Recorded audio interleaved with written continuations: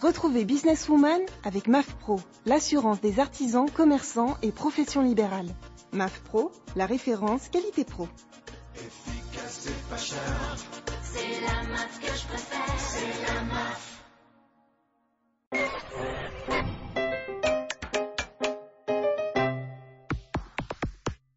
Bonjour à toutes et à tous, je suis très heureuse de vous retrouver pour cette nouvelle saison de votre émission Businesswoman. Cette année encore, j'aurai à cœur de vous accompagner dans votre aventure d'entrepreneur et d'inviter des personnes expertes pour vous conseiller, vous orienter.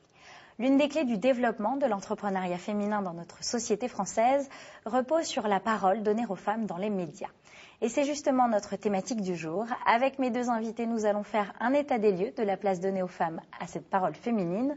Et nous verrons comment vous pouvez vous-même, femmes chefs d'entreprise, entrepreneurs et femmes dans votre vie professionnelle, optimiser ce moyen de communication incontournable. J'ai le plaisir d'accueillir aujourd'hui deux chefs d'entreprise et expertes en matière de communication. Valérie Tandeau de Marsac, bonjour. Bonjour. Vous êtes avocate spécialisée dans le conseil aux entreprises familiales et vous êtes fondatrice et présidente de Vox Femina, l'association créée pour promouvoir la représentation équilibrée et non stéréotypée des femmes dans les médias. Avec nous également Frédérique Agnès, bonjour. Bonjour. Vous faites partie du conseil d'administration du laboratoire de l'égalité et vous êtes fondatrice de Mediaprism, un groupe de communication globale. Bienvenue à toutes les deux. Alors, pour commencer cette émission, on va parler chiffres. Votre société, Frédérique Agnès, a récemment réalisé une enquête sur l'égalité homme-femme pour le laboratoire de l'égalité. Parmi les chiffres présentés, j'en ai retenu un. Les femmes ne sont représentées qu'à hauteur de 35% dans les médias aujourd'hui. Alors, ce chiffre paraît plutôt équilibré, mais je me tourne là vers Valérie Tandeau de Marsac. Derrière ce chiffre, derrière les apparences, il y a une réalité et un autre chiffre. Dites-nous tout. Alors, derrière les apparences, en fait, il y a effectivement une réalité qui est beaucoup plus complexe et qui a été très bien mise en lumière par une étude sur l'image des femmes dans les médias qui a été réalisée en 2009 et qui a ensuite été prolongée avec une commission, un engagement des médias de promouvoir la parole des femmes. Et le chiffre terrible, à mon avis, en tout cas c'est celui qui m'a donné l'idée de créer l'association Vox Femina, c'est le temps de parole à la radio des femmes comme experts. Donc à la radio, quand on interroge des experts, il y a 25 minutes de parole masculine pour, tenez-vous bien, 1 minute 35 de parole féminine. C'est extrêmement marquant, Frédérique Agnès. Je pense que ça peut vous faire réagir dès à présent. Je pense que le débat est posé. Je pense que le débat est posé et que cela éclaire les travaux que peut mener Vox Femina ou que peut mener le laboratoire de l'égalité en faveur de l'égalité femmes-hommes. Et l'on mesure à l'aune de ces chiffres le chemin qui reste à parcourir dans la France de 2013. On pourrait croire d'ailleurs qu'on a bien avancé, mais la parité est encore loin en fait, Valérie Tandeau. La parité est très loin. Alors, il y a d'autres chiffres qui sont aussi assez éloignés du 35%, qui sont le temps de parole des femmes dans les médias comme experts. Et ça, c'est 18% de parole féminine contre 82% de parole masculine, ce qui nous place dans la moyenne des pays internationaux, puisqu'il existe des études qui, au niveau international, mesurent ce temps de parole des experts dans les médias dans tous les pays du monde tous les 5 ans. Et la dernière mesure était celle-ci, donc 18%. C'est assez marquant. D'ailleurs, Valérie Tandeau de Marsac, donner la parole aux femmes dans les médias, c'est l'un des engagements de Vox Femina, si ce n'est le principal. L'engagement de Vox Femina, comment vous y prenez-vous? Parlons de Vox Femina. Eh bien déjà, la première chose, c'est d'identifier des femmes crédibles comme experts. Donc nous recrutons des adhérentes, plus exactement nous les sélectionnons. Nous avons un comité de sélection qui est composé des membres du conseil d'administration et qui sélectionne les experts en fonction de critères de maturité professionnelle et de crédibilité pour les médias. Donc aujourd'hui nous avons à peu près 150 femmes experts qui sont adhérentes de Vox Femina. Et puis nous menons ensuite des actions auprès des médias pour essayer de créer de la visibilité, donc des rencontres entre ces femmes et les journalistes. Alors pour l'instant, nous avons beaucoup œuvré sur le média Internet, c'est quand même celui qui est le plus accessible. Donc nos femmes notre association est incarnée par un site Internet qui maintenant est une plateforme. Effectivement, avec un annuaire de membres, etc. Voilà, etc. Nous, bien sûr, toutes nos contributions et toutes les contributions de nos adhérentes sont relayées sur les réseaux sociaux. Donc nous avons bien sûr une page LinkedIn, un compte Twitter, une page Facebook, etc. etc.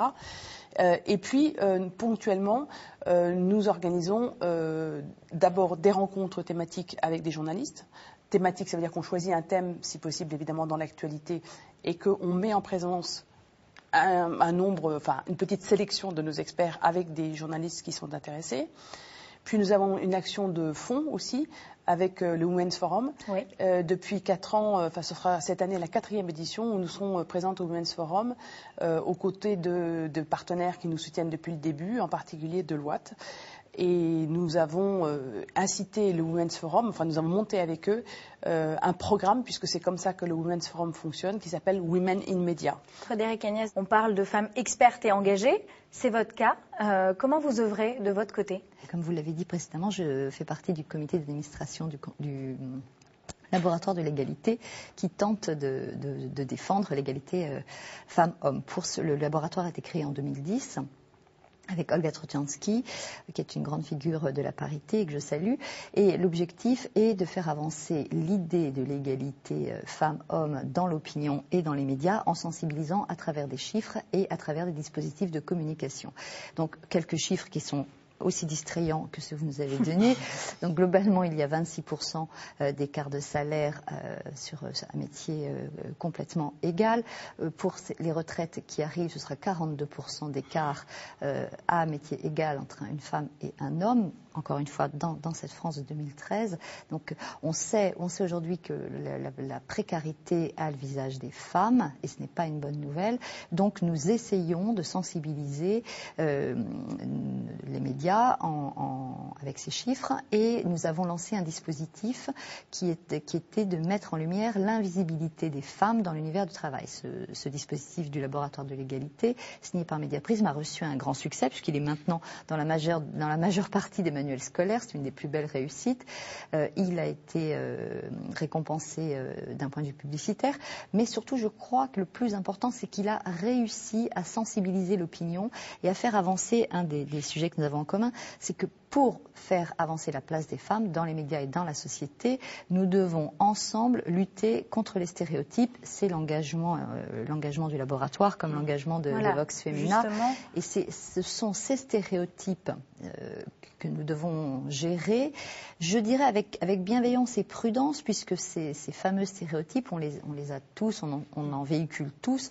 Nous avons une étude récente qui met en exergue que nous sommes tous conscients d'en véhiculer. C'est vraiment sur ces stéréotypes qu'il faut agir, et très rapidement, c'est là-dessus effectivement que le laboratoire se positionne également à travers, j'avais oublié, le laboratoire a également fait signer un pacte pour l'égalité qui a abouti avec l'action d'autres associations, mais qui a notamment abouti à un gouvernement paritaire.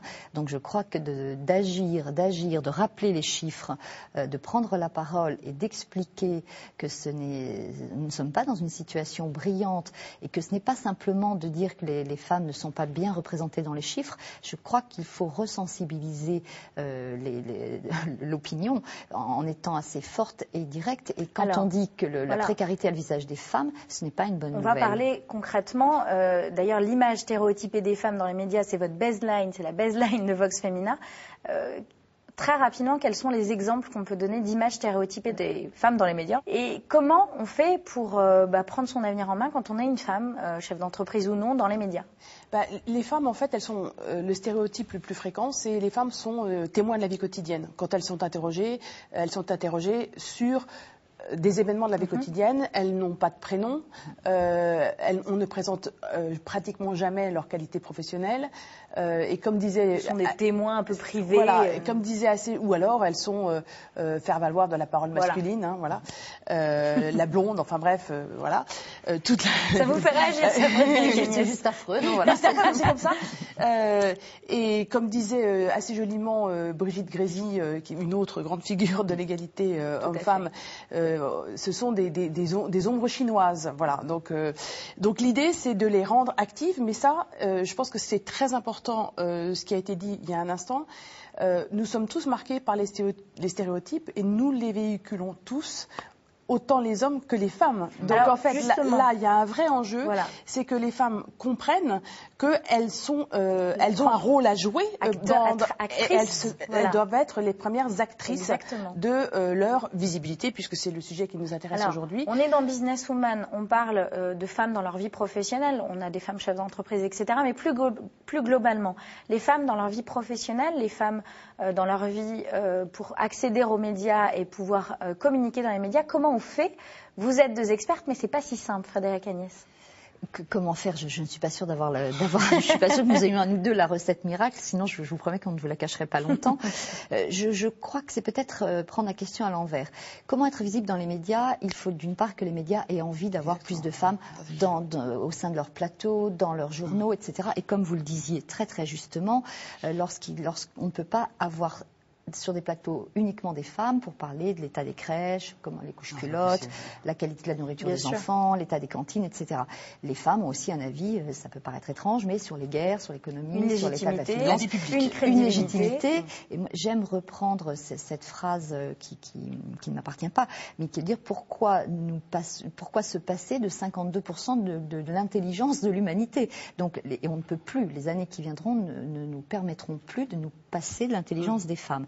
Donc, comment est-ce que les femmes doivent être présentes? Elles doivent avoir, comme vous le disiez très justement, cette envie de rejoindre un réseau, de partager, l'envie d'évoluer.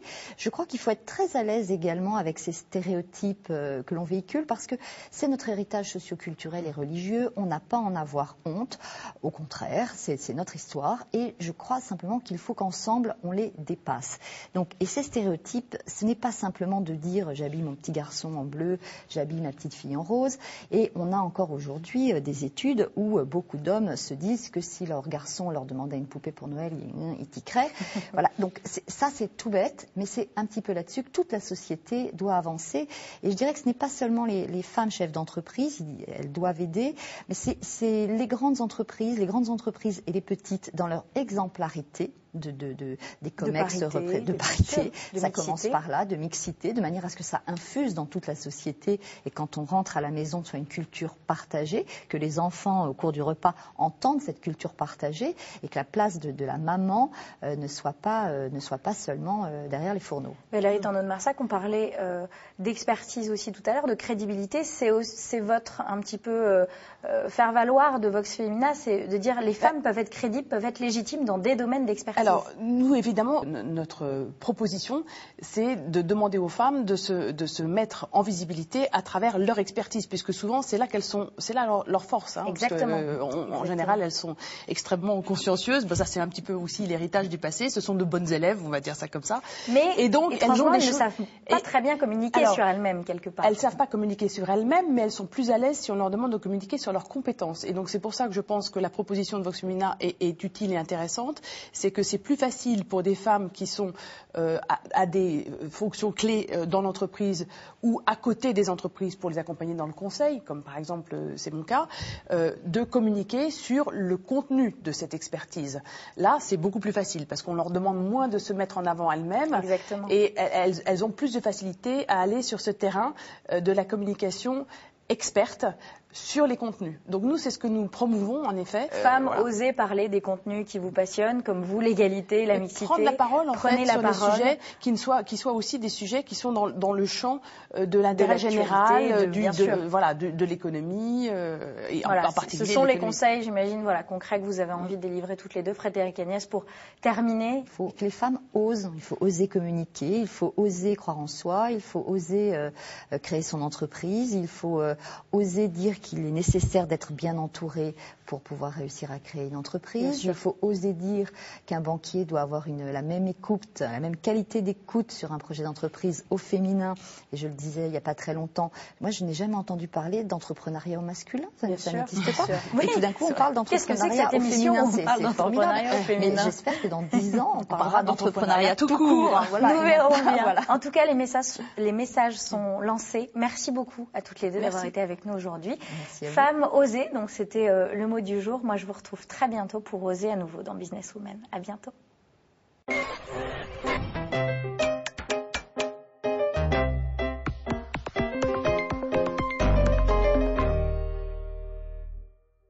Businesswoman vous a été présenté par MAF Pro, l'assurance des professionnels depuis plus de 60 ans.